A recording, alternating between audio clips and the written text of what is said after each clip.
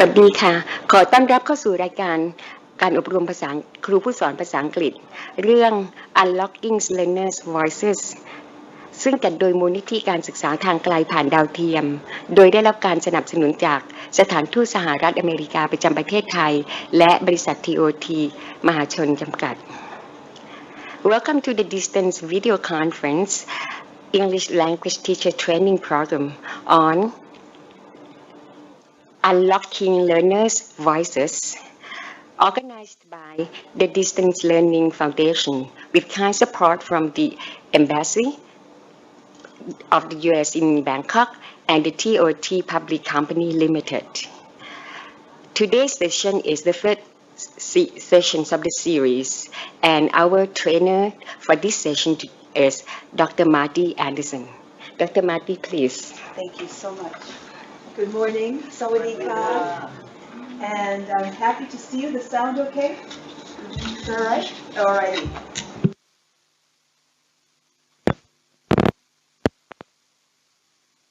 And happy to see our colleagues as well in Hua Hin and Chiang Mai. As we've heard, this is our third session on unlocking learners' voices. And this past week, or actually a week ago today, was the Thai TESOL conference here in Bangkok, where I saw some of you present. And it was interesting for me to notice how often the topic was coming up about the importance of our students becoming able to use English for all kinds of reasons. But it really was a theme, and I even referred to our series here at that conference because it felt so relevant and so connected. So I feel we're really moving along in a beautiful way. So let's just look now at where we have been so far.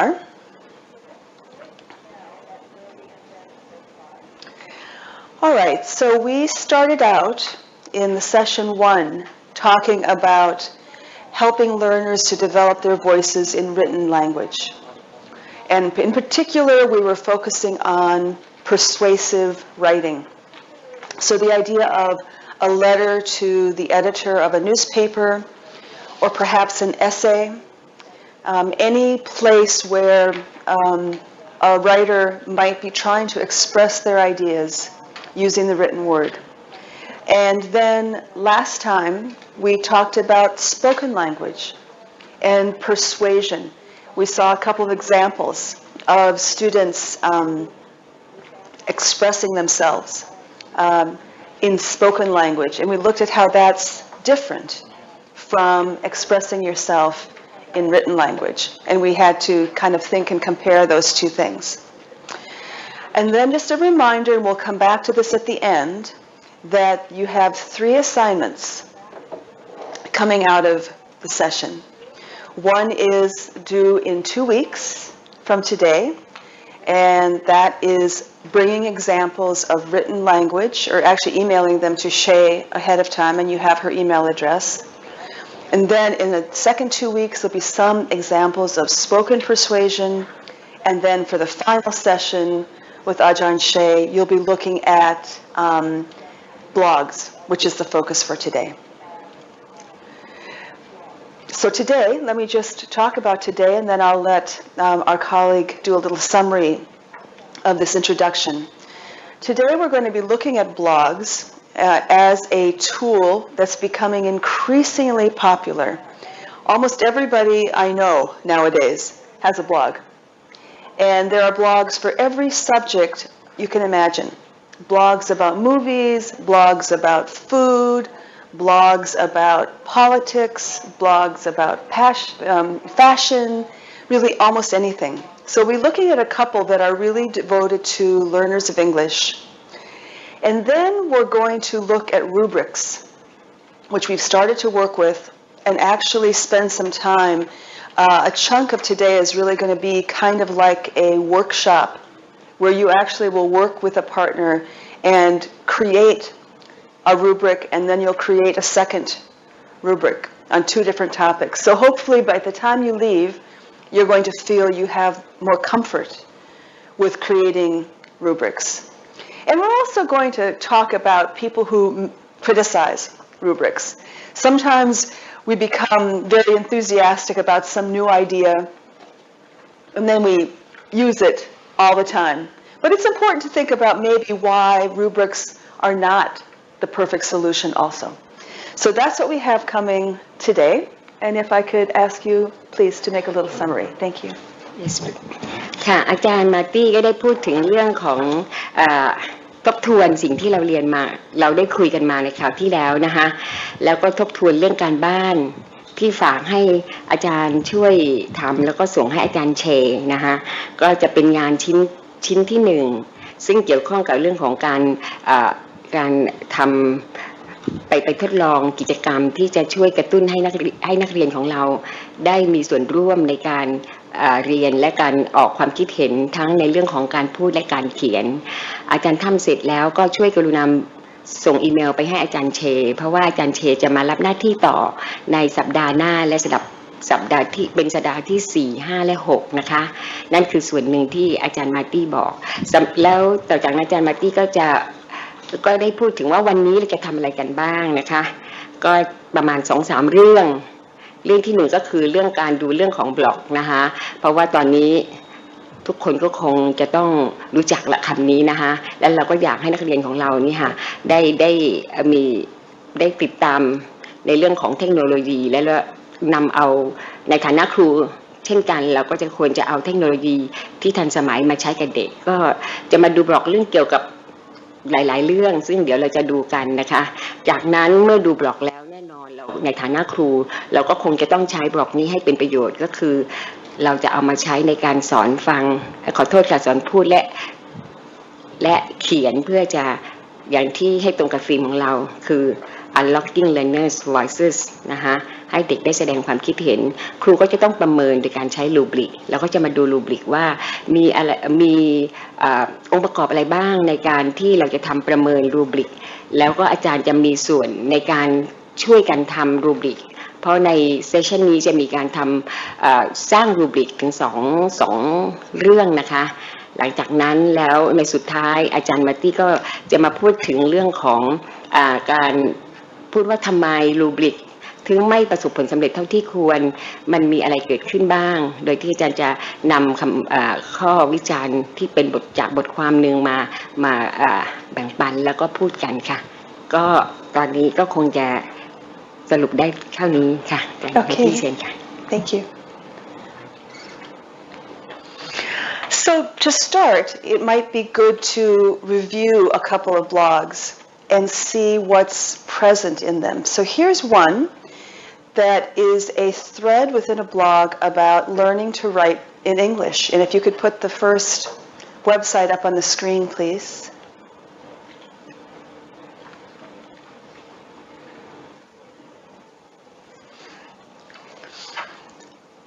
All right. Here is a blog that anybody can join. And if you will just scroll down just a little bit so we can see 2 or 3 of the entries.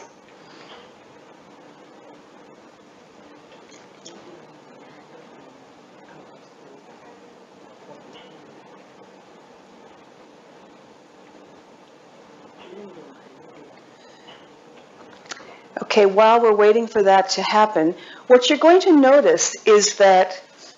think about what the language that's being used in the blog is. Are you able to read it on the screen?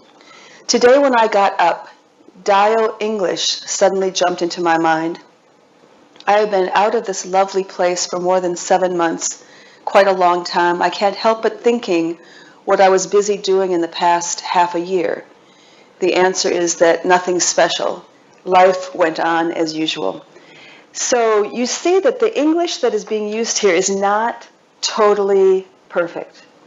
They have made a couple of little mistakes. Can you scroll down a little bit further? Oopsie. Can we see the next entry that says back again?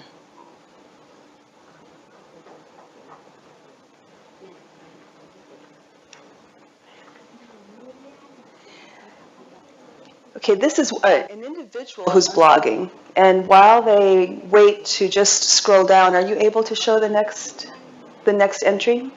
Or the previous, I guess it's the previous entry. Some technical problem about the website. Oh, okay, okay. I guess we can't read further. Anyway, we at least see one entry, and that gives you a sense. So again, if you're having students write for blogs, to go and participate in some kind of online blog, you want to encourage them to be using natural language. A blog actually becomes somewhat more like spoken language in a way. It's almost like, or like an email. When you write a message to your friend, you oftentimes don't use very formal language. You might use short sentences, and it has a different quality to it. Okay, let's go ahead and look at the next blog. Let's see if the next one works any better than this one. You have these addresses in your PowerPoint, so if you're having any questions, you can go look at another one yourself. The addresses are here. So if we can pull up the second blog, this is one that you might want to participate in yourself because it's a blog for teachers. And it's created by the British company, Oxford University Press. Many of the publishing houses do now have blogs for teachers. So this is also interesting to be able to go and see what the information is from teacher to teacher. Are we able to show that one, or are we still having...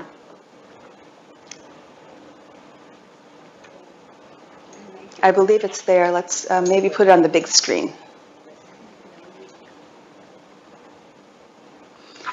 Okay, so you can see this one has little articles written by teachers for teachers, and this topic is how do we help students give more effective presentations? So this is another way of participating, maybe offering tips or ideas to the teacher. Are we able to scroll through this one at all?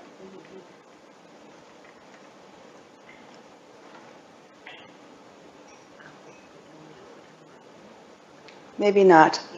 All right, well, if you're not able to do that, that's all right. Just I encourage the participants to go and see these blogs for yourself, where you can read them at your leisure.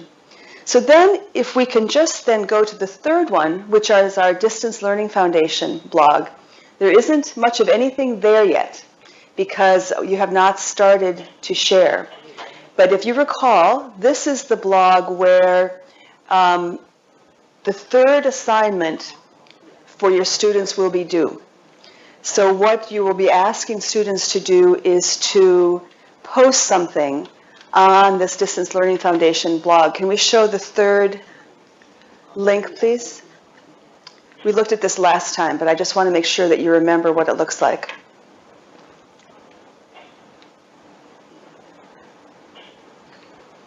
No, we seem to be having... Okay, now we're going to go to the third one. There we go. And you remember that if you can pull up this blog, the email address to use is training.englishteacher@gmail.com, and the password is right there in your handout.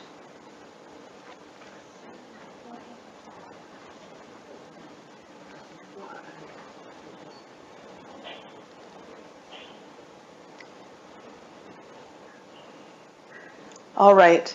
So just a reminder, this is what the banner of this blog looks like. So in about 6 weeks,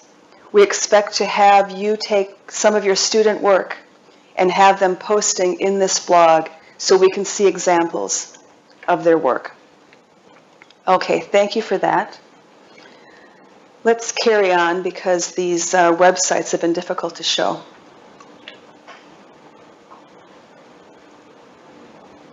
Can we go back to the PowerPoint, please? Thank you. All right. Now we're going to move on to the whole idea of creating your own rubric for writing or speaking. Again, you're going to be working with a partner. So before you get started, I'll ask you to move so you've got somebody to speak with. But this is basically what a blank rubric would look like. Now, if you look in your packet, you have some examples.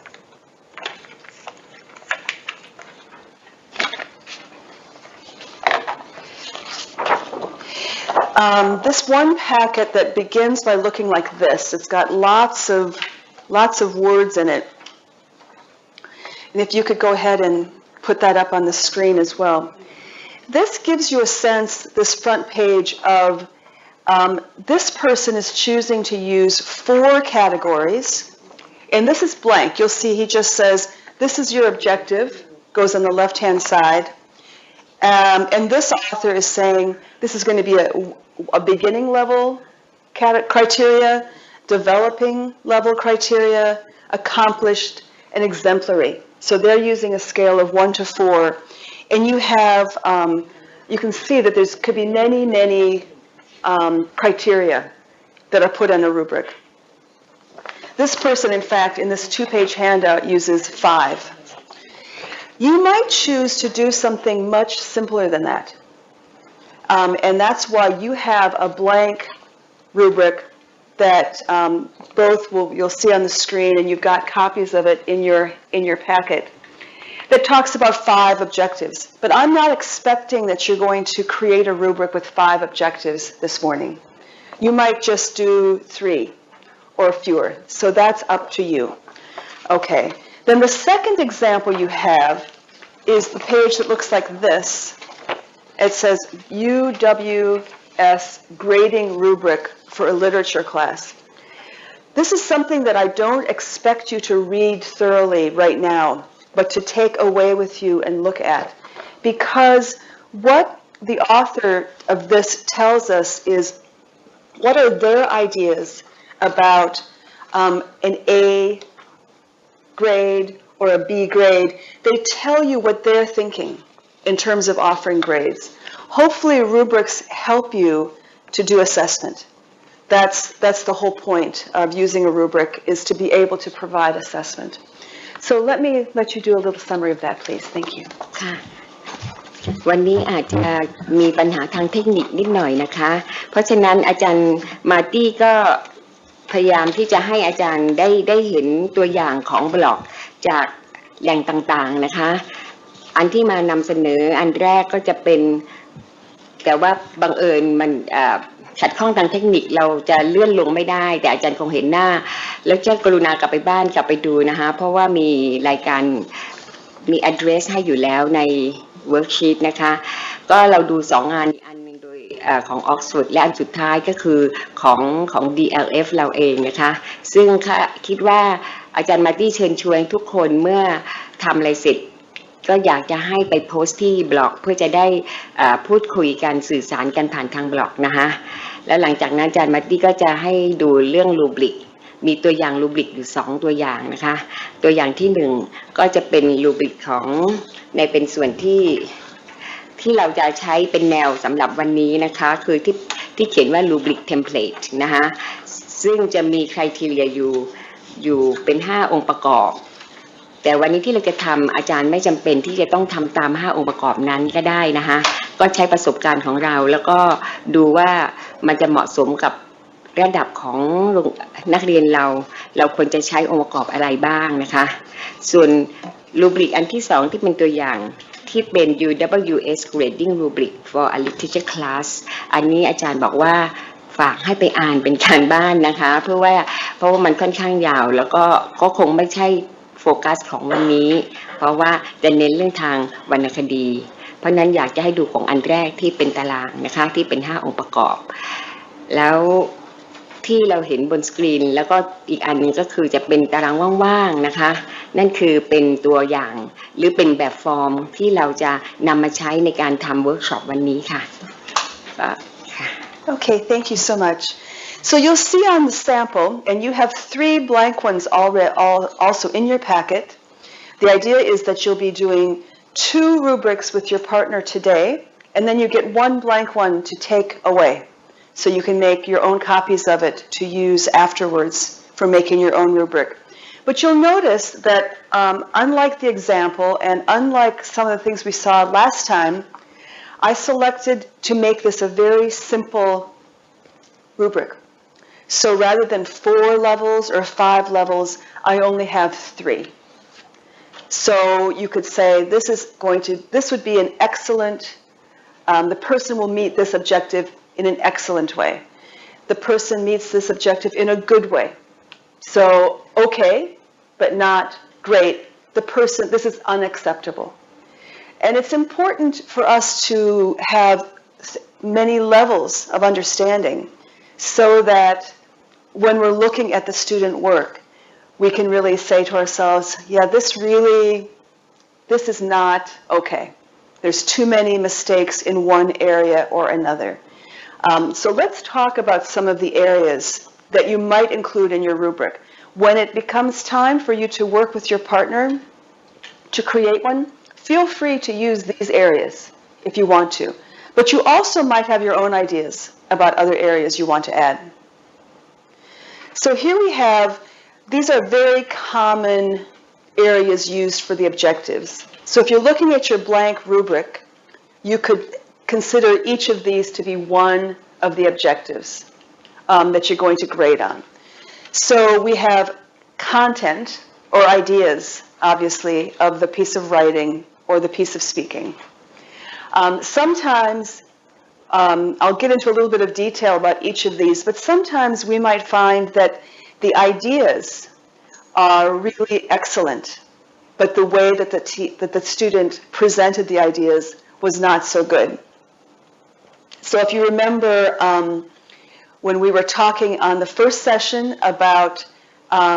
somebody was commenting on everybody should stop driving cars and they should take public transportation. I don't know if you remember that essay we read. You know, obviously those are the content of that essay. We have organization, how people put their writing together or how they put their presentation together, style and voice, which is, I'll say more about that in a second, and then the conventions. Are the students following the conventions? So let's get into a little bit of detail. After I go through these 4, I'll ask Ajarn to do a summary again. So when we're encountering students' ideas, either written ideas or spoken ideas, one thing we might be thinking about is, are the ideas original? Or is it the same thing that everybody else has been saying? Have they come up with something new? Or have they come up with a new angle on something? Have they taken an old idea and maybe made it interesting by the way that they're thinking? So we're really looking under content and ideas for the quality of thought that goes into it. What has the student come up with? Then we want to see if it's clear. Do we know what their perspective is? When we come away from the presentation or from the piece of writing, do we feel we understand very well what the student wants to say? Or has it been a little bit murky? Remember with some of the essays that we read last time, the first time actually, we found that some of them were not as clear. Remember when we were doing the rubric scoring and we said that wasn't very clear. So this is something that we're trying to see. Are we absolutely understanding what the student wants to express? And does the writer or speaker refer to other people's ideas? If you remember in persuasive speech, the person is trying to convince you, trying to get you to say, yes, I agree with them. And oftentimes by having examples of other writing or other people's ideas, that makes for a better argument. If it's only my own ideas, maybe you think, so what? Who cares if Marty thinks that? That's not important to me. So are you referring to other people's ideas?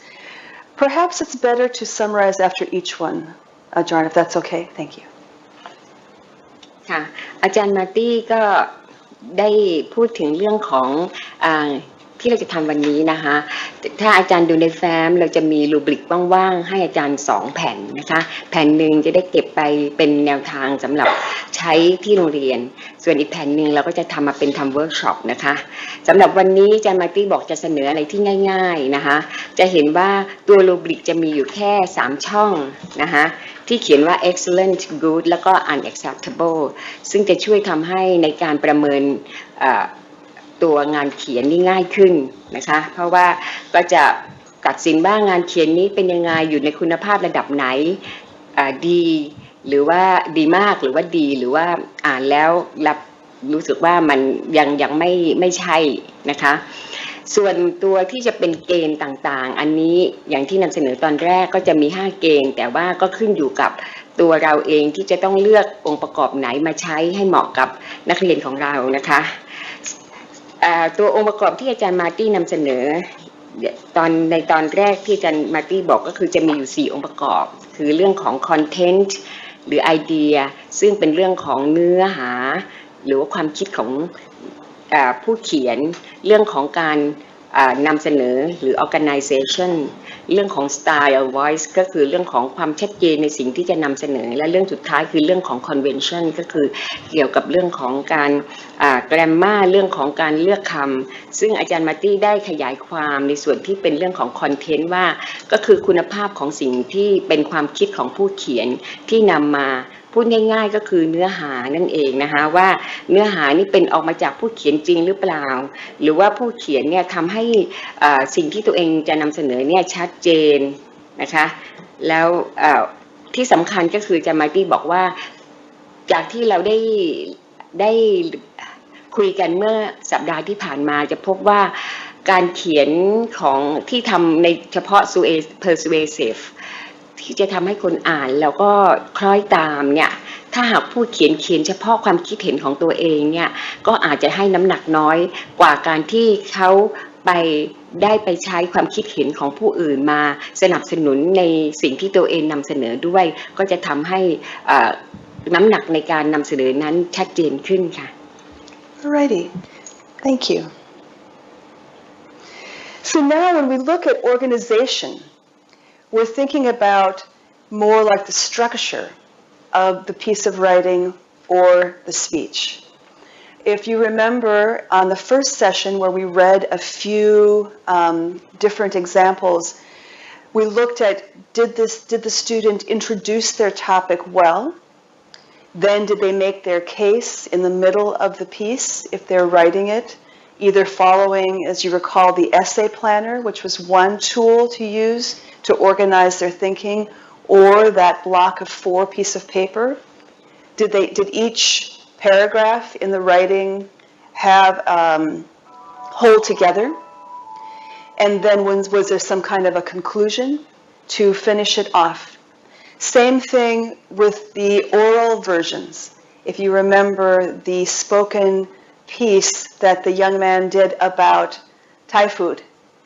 and how he introduced the idea of cooking some dishes and why it's so healthful. So he had a beginning, then a middle part, and then a conclusion. So this whole idea of how well organized is the piece of writing or the spoken speech. But the second thing about organization is, does it, we say, hold together? Or is the person jumping around in between subjects? Are they moving in kind of a logical way from step 1, step 2, step 3? I think we gave the young man and the Thai food a pretty good score for his presentation because he really managed to bring us along step by step. We weren't confused at any point in the presentation. So does it hold together from beginning to end? So these are 2 qualities of organization. ค่ะอาจารย์มาร์ตี้ได้พูดถึงเรื่องของการ organization ซึ่งเป็นองค์ประกอบที่2นะคะว่าในการประเมินการงานเขียนหรือการพูดเราก็คงต้องนอกเหนือจากดูคอนเทนต์แล้วเราคงดูเรื่องของการนำเสนอนะคะการนำเสนอหัวข้อ สำหรับการนำเสนอตัวเกณฑ์ที่จะนำมาพิจารณาอาจารย์มาร์ตี้ยกให้มา2เรื่องง่ายๆเรื่องแรกก็คือให้ดูว่าในการนำเสนอเนี่ยมีการนำเสนอเป็นระบบไหมคือมีการเกริ่นนำคือบทนำแล้วตามด้วยตัวที่เป็นเรื่องที่เป็นบอดี้แล้วจบด้วยการสรุปคือ conclusion ไหมในแง่การพูดก็เช่นกันนะคะทั้งงานเขียนงานพูดถ้าการพูดก็จะเป็นการลักษณะเหมือนกับเริ่มต้นเกริ่นถ้าจำได้คือที่เราดูวิดีโอคลิปที่เป็นเรื่องของการแนะนำอาหารนะคะก็จะพบว่าเราให้คะแนนคลิปนั้นค่อนข้างสูงเพราะว่าการนำเสนอของเขาเป็นขั้นตอนผู้ฟังก็จะฟังแล้วก็ไม่สับสนนะคะตัวนั้นก็ซึ่งจะนำมาสู่ในตัวเกณฑ์ที่2ของเรื่อง organization ก็คือการนำเสนอที่เป็นขั้นตอนและมีความเชื่อมโยงผู้พูดหรือผู้เขียนไม่กระโดดไปกระโดดมาซึ่งการทำเช่นนั้นจะทำให้คนอ่านหรือคนฟังตามเรื่องที่ผู้เขียนหรือผู้พูดต้องการสื่อหรือนำเสนอได้ชัดเจนแล้วคล้อยตามไปด้วยนะคะส่วนนี้ก็เป็นส่วนประกอบสำคัญในขององค์ประกอบที่เป็นเรื่องของ organization ค่ะ Okay. The third category that you can refer to on your rubric is a very interesting one because we really talk about a writer's or a speaker's style, sometimes referred to as their voice. So just as the title of this whole series is Unlocking Learners' Voices, we don't just mean the voice that comes out of our voice box. It's more, what is the kind of way of writing or speaking that we're using? How is it individual? How is it specific? Yesterday I visited a blog where the writer was talking about the 50 worst movies in the United States in 2011. That was his title. He picked not the best movies, but the worst ones, in his opinion. And he's saying why they were so bad. We have a lot of movies that come out in the United States, and it's true, a lot of them are pretty bad. So his voice is, you might say, kind of sarcastic. He's kind of making fun of some of these movies when he talks about how bad they are. He's being critical, so he has kind of a critical voice. Sometimes people write in blogs or speak, and they're very encouraging, and their voice is wanting to point out the best of everything,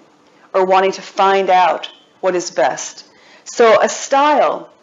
there's a whole range of possible styles. And your students hopefully are developing their own style. This is one of the ways of students finding their voice, is to decide what is the style that they want to perfect. Do they want to become very good at critique? What is it that's important to them? And if they're using their writing or their speaking for persuasion, what is the best way to persuade? So you have some speakers or writers who are really enthusiastic, using a lot of interesting language, others who are more subdued. And this is one of the things you might find in your students' writing, that you actually have to help them discover what voice they want to use. Once the student has kind of chosen a voice, then we have the idea of picking words to help make their piece interesting. And by this I mean, let's say that the student wants to talk about something that they think is good. If the only word they use throughout their piece is good, if they're using good in every sentence, this is good, that is good, that makes for a very boring piece of writing, doesn't it? You want to hear them using other words that are equivalent to good. Great, amazing, fantastic, fabulous. So you want them to be able to vary their words to reflect the kind of style that they want to be using. Also, obviously, in persuasive speaking and writing, we need to end up knowing what the writer's perspective is. So unlike other kinds of work that we have our students do, where we want them to reflect. On the one hand, they might be this idea. On the other hand, there's this other idea. In persuasive speech, we want our student to have their own perspective and to try to be convincing you of that perspective. So in other words, we want to know when we finish listening to a piece of oral speech, or when we finish reading something that a student has written, we should walk away and know exactly what their opinion is, if it's a good piece of writing. And finally, asking if they understand who their audience is. Who are they writing for? Who are they speaking for? If they're putting something, a little audio clip on the blog, is it for fellow students? Is it for citizens of a certain country or a certain city? Is it for the teacher? Who are they intending this to be for? Because that will adjust the way they speak. Certainly I notice, for example, on Facebook, that when my son writes to me, he speaks to me differently than he does to his friends because he's talking to his mother. So he recognizes that I'm a different audience than his buddies are. And so we see the language becomes very different when he's commenting. Okay, go ahead. ค่ะองค์ประกอบที่3นะคะก็คือเรื่อง style หรือ voice นะคะองค์ประกอบนี้ก็จะเกี่ยวข้องกับเรื่องของการทำให้บทอ่านหรือบทเขียนขอโทษบทพูดหรือบทเขียนของเราเนี่ยน่าสนใจโดยผ่านทางที่ผู้เขียนหรือผู้พูดเนี่ยจะต้องนึกในภาพรวมว่าเขามีจุดประสงค์ในการเขียนเพื่ออะไรนะคะเพื่อวิพากษ์วิจารณ์หรือเพื่อจะเชิญชวนเพราะตรงนี้จะเป็นตัวตัดสินที่จะนำไปสู่เรื่องของการใช้ภาษานะคะเช่นยกตัวอย่างเช่นถ้าสมมุติว่าอาจารย์มาร์ตี้ยกตัวอย่างว่าถ้าหากว่าเราต้องการที่จะวิพากษ์วิจารณ์แน่นอนตัวคำภาษาที่เอามาใช้นี่ก็จะเป็นในโทนที่เป็นเรื่องของการแสดงความเห็นอาจจะออกในทางแง่ลบหน่อยแต่ถ้าเป็นการเชิญชวนก็จะเป็นภาษาที่ทำให้คนฟังหรือคนอ่านนี่รู้สึกว่าเป็นเรื่องที่น่าติดตามแล้วก็คล้อยตามนะคะในแง่ของ persuasive ส่วนที่สำคัญตรงนี้ก็คือเรื่องของการใช้คำศัพท์นะคะที่พูดถึงคำว่า style หรือว่า voice นี่คือเรื่องของคำศัพท์ที่มาใช้นี่อาจารย์ก็บอกว่าถ้าเราใช้คำศัพท์ซ้ำๆแน่นอนก็จะทำให้คนฟังหรือคนอ่านเบื่ออย่างยกตัวอย่างอาจารย์ยกตัวอย่างเช่นการคำว่า good นี่นะคะถ้าใช้ repeat คำว่า good บ่อยๆในอ่านไปกี่ย่อหน้าก็จะมีคำว่า good ซึ่งจะบอกว่าดีถ้าสมมุติว่า piece นั้นต้องการพูดถึงสิ่งที่เป็นดีๆมันก็คงจะทำให้น่าเบื่อก็ต้องเลี่ยงมารู้จักใช้คำอื่นบ้างเช่นคำว่าอะไรบ้างนะคะเช่นที่ตรงความหมายเหมือนกับที่เราต้องการในสิ่งที่ดีๆเช่นคำว่า fantastic amazing หรือ fabulous ทำนองนี้นะคะคือให้เปลี่ยนคำถ้าหากว่าสมัยที่เราสอนเด็กแล้วก็พยายามเน้นบอกไปหา synonym นะคะอย่าพยายามเขียนคำซ้ำก็คงเป็นในลักษณะเดียวกันนะคะองค์ประกอบที่2ก็คือเรื่องของsense of writer's own perspective หรือ opinion การเขียนหรือการพูดในลักษณะ persuasive เมื่อผู้ฟังหรือผู้อ่านจบจากการฟังการอ่านจะต้องได้แง่คิดหรือได้ตัวความคิดเห็นว่าผู้เขียนหรือผู้พูดต้องการนำเสนออะไร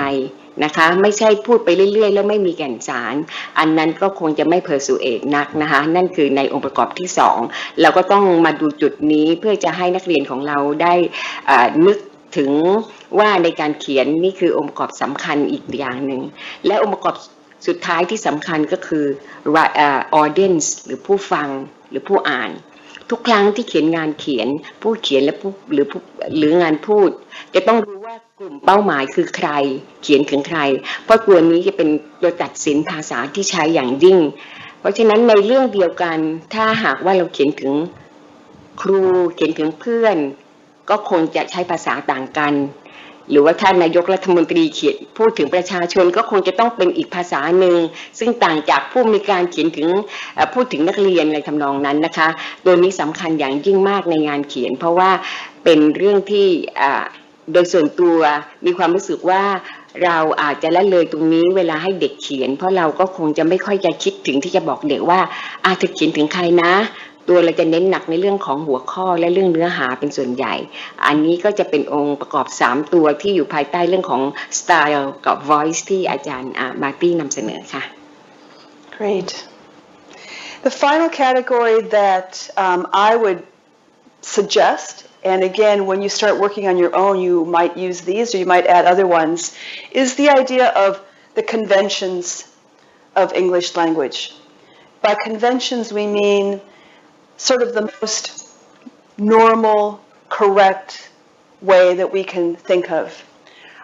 Sometimes in writing and speaking, we want to encourage students to do something that is unconventional. Sometimes we ask them to deviate and to try to do something that's very different. So this is kind of, again, an extent question. How much do you want the conventions to be adhered to? And conventions include things like grammar. So the first blog entry we saw, I think that there were two or three errors that would be grammatical errors. A verb used incorrectly or what have you. So we want to think, okay, how important is this to this piece of writing? How much must it be correct versus perhaps we can live with a little bit of incorrectness. Word choice. This is different from the other word choice that I talked about in style, where I talked about picking out interesting words to represent your point of view. Here I mean, is the student using the word correctly, conventionally? Are they using the word in the way the word is usually used? Or have they made a mistake and they've picked the wrong word to say what they mean to say, or something that's close but not quite right? Punctuation, that's fairly self-explanatory. Are they using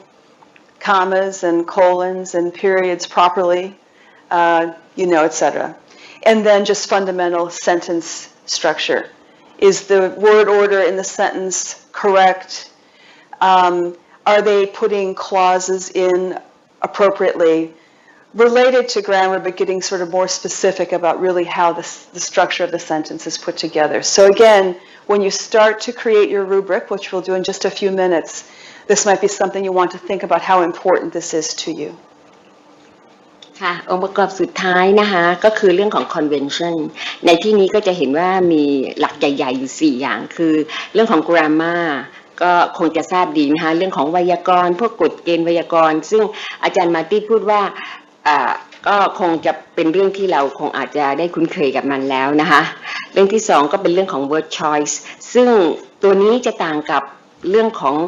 คำศัพท์ที่เราพูดในเรื่องของ style หรือ voice เพราะว่าคำว่า word choice ในที่นี้ก็คือดูว่านักเรียนเนี่ยใช้คำศัพท์นั้นตรงกับความหมายที่เขาต้องการตั้งใจจะเขียนลงไปในสื่อในงานเขียนหรืองานพูดนั้นหรือเปล่าพูดง่ายๆก็คือใช้คำศัพท์ตรงกับที่ตัวเองต้องการสื่อหรือไม่นะคะซึ่งต่างกันกับอันในช่วงแรกที่เป็นเรื่องของ style หรือ voice นั่นคือการใช้ภาษาที่ต้องสื่อตรงจริงแต่ว่าถ้าใช้ซ้ำแล้วมันก็ไม่เชิญชวนให้ติดตามนะคะมันจะคนละประเด็นนะคะประเด็นที่3ก็คือเรื่องของ punctuation อันนี้ก็คิดว่าเราทุกคนคงจะคุ้นเคยนะคะก็คือเรื่องของการใช้เครื่องหมายวรรคตอนต่างๆนะคะซึ่งก็มีส่วนมากโดยเฉพาะเรื่องงานเขียนนะคะถ้าเราใช้เครื่องหมายวรรคตอนที่ถูกต้องก็จะสื่อสิ่งที่เราต้องการสื่อได้ชัดเจนยิ่งขึ้นยังคิดว่าในแง่ของการพูดมันไม่เห็นเครื่องหมายวรรคตอนนะคะก็คงจะเป็นเรื่องของการ pause เรื่องของการใช้โทนเสียงมากกว่านะคะแต่อันนั้นก็จะเป็นการแทนเครื่องหมายวรรคตอนเช่นกันเรื่องสุดท้ายของ convention ก็คือเรื่องของ sentence structure ซึ่งเป็นเรื่องของการประกอบให้เป็นประโยคถูกต้องโดยสมบูรณ์การใช้ประโยคซับซ้อนหรือประโยคเดียวเพื่อ ให้ตรงกับสิ่งที่เราต้องการเชิญชวนผู้ฟังหรือผู้อ่านให้เขาเข้าใจง่ายขึ้นหรือติดตามเรามากขึ้นนะคะสิ่งนี้ที่อาจารย์มาร์ตี้ฝากในตอนต้นก็คือว่าในฐานะเราที่จะเอาคอนเวนชั่นมาใช้เราก็คงต้องพิจารณาว่างานพูดหรืองานเขียนที่เราจะให้เด็กทำเนี่ยเราต้องการให้มันจะต้องการใช้ระดับของคอนเวนชั่นที่เราต้องการให้เด็กใช้เนี่ยมันมีเขาเรียกว่าดีกรีความเข้มข้นหรือน้ำหนักมากน้อยแค่ไหนเพราะว่างานเขียนบางงานเขียนมันอาจจะเป็นงานเขียนที่ไม่ถึงเป็นทางการมากนักในคอนเวนชั่นบางอันเราก็อาจจะไม่จำเป็นที่จะต้องไปสตริกเต็มที่ซึ่งประเดี๋ยวเราจะลองทำเวิร์กช็อปกันแล้วก็เมื่อเรามาสนทนากันเราก็คงจะได้เห็นจุดนี้ชัดเจนขึ้นค่ะAll right, so far, uncharacteristically, you've all been pretty passive. I haven't been asking for volunteers to talk. You've been able to just sit quietly and listen and look. So now we're going to move into the more active part of the session. And let me just kind of talk that through in general, and then I'll ask John to summarize one more time before you get started working. You have, again, in your packets, something that looks similar to what you see on the screen. So it's the same thing basically. It's just the one on the screen is got blue coloring. But you have in your packet this blank rubric. It's called Create a Rubric for Writing or Speaking. You're going to be working with a partner. And so if you don't have a partner, I guess I see in Bangkok, you can move up front here and then you'll have a partner. But in the other sites, Hua Hin and Chiang Mai, please find yourself a partner. I will be working, as will Ajahn Chaliorsi here, going around and helping people with their rubrics, offering advice. I'm hoping that in Hua Hin, perhaps Andy can be performing that same role there. And perhaps in Chiang Mai, Ajahn Jack can be doing the same thing, so that we really are trying to work together, and those of us who are here as facilitators can help you as you create your rubric. After you've had a few minutes, so we're going to take maybe about 10 minutes, maybe a little bit more. We hate to leave too much blank space for people who are watching on television. So you're going to need to work as quickly as you can. What you need to be doing is figuring out what are the objectives that you want your students to be focusing on in their writing or speaking. You decide if it's going to be a speaking rubric or a writing rubric. And then you need to articulate, how are you going to know that this piece of writing is excellent? How are you going to know if it's good according to the objective? So again, you can use the 4 objectives I just talked about: style, voice, organization, etc., or you might come up with brand new objectives. It's really up to you and your partner. After you've had some time to work with your partner, we're then going to take some samples, hopefully one from each site. So that's the other thing that the organizers in Hua Hin and Chiang Mai can be thinking of. We'd like to actually project them via, if you have a projector as we do here in Bangkok, great. Otherwise, it'll be projected via a camera. And the creators of the rubric will be explaining their rubric. So we can see some samples. So we're going to do this once for writing or speaking, and then we're going to do another one based upon a blog. Here is the rubric for writing or speaking. The assignment is a short persuasive essay or a short talk on how Thailand can prepare better in the case that flooding happens again. All right? So that's the topic of the piece that's going to be either written or spoken. Think of the students that you teach. So you're thinking of real people that you teach. What kind of rubric would you create using the blank form? Okay, so lots of information, but I know Ajahn will do a good job summarizing. Thank you. ค่ะตอนนี้เราจะเริ่มทำเวิร์กช็อปกันนะคะอาจารย์จะเจอว่าในแฟ้มที่เราให้จะมีอย่างที่เรียนตอนต้นคือจะมีแบบฟอร์ม create a rubric for writing or speaking อยู่2แผ่นใช้แผ่นเดียวนะคะอันนี้ก็ขอให้ ทุกท่านจับคู่ช่วยกันคิดเพราะว่าเรามีเวลาค่อนข้างน้อยนะคะเราจะใช้เวลาประมาณ10นาทีเพราะเราไม่อยากจะให้มีช่องว่างนักสำหรับผู้ชมทางบ้านที่เราจะไปชมกันเพราะจะกลายเป็นว่าจะเงียบไปนานไปอาจารย์มาร์ตี้เลยขอให้ช่วยกันทำอย่างรวดเร็วนะคะประเดี๋ยวในระหว่างทางกรุงเทพอาจารย์มาร์ตี้กับดิฉันก็จะไปช่วยเดินดูส่วนทางหัวหินก็ขอให้อาจารย์แอนดี้ช่วยกรุณาดูช่วย participant นะคะทางเชียงใหม่ก็คงเป็นอาจารย์แจ็คนะคะหลังจากที่ทำแล้วรูบริกอันนี้จะเป็นรูบริกที่เกี่ยวข้องให้อาจารย์เลือกเป็นเรื่องของการเขียนหรือการพูดก็ได้นะคะส่วนรูบริกที่จะทำถัดไปจะเป็นเรื่องบล็อกซึ่งวันนี้เราจะทำ2เวิร์กช็อปนะคะหลังจากทำเสร็จแล้วอาจารย์ก็บอกว่าเราก็อยากจะให้เอาตัวอย่างของแต่ละแห่งจะหัวหินเชียงใหม่และกรุงเทพเอามาขึ้นvisualizer ถ้าทางเชียงใหม่รับทราบว่าอาจจะต้องใช้กล้องแพนเข้าสู่ตัวงานเขียนตัวรูบริกนั้นออกมานะคะก็คงจะเป็นเรื่องที่เราจะได้มาคุยกันว่าสิ่งที่เราทำไปแล้วนี่เป็นอย่างไรกันนะคะสำหรับตัวเกณฑ์นี่อาจารย์มาร์ตี้ก็จะเลือก4อย่างที่เราคุยกันเมื่อตอนต้นนะคะที่เป็นเรื่องของ content เรื่องของchoice style เรื่องของconvention และเรื่องของ organization หรืออาจารย์จะใช้อย่างอื่นได้นะคะก็ไม่เป็นไรนะคะเลือกตามสบายโดยที่